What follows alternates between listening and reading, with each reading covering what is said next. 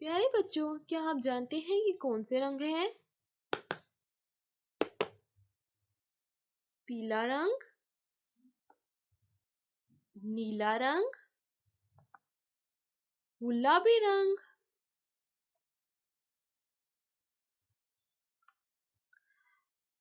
आज हम सीखेंगे फे, काफ, गाफ। चलिए स्टार्ट करते हैं।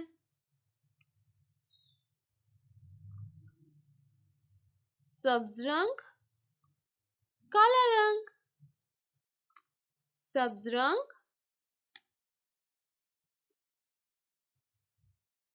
फे, काफ,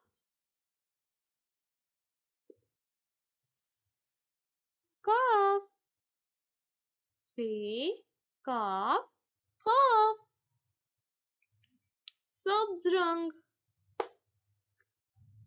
काला रंग,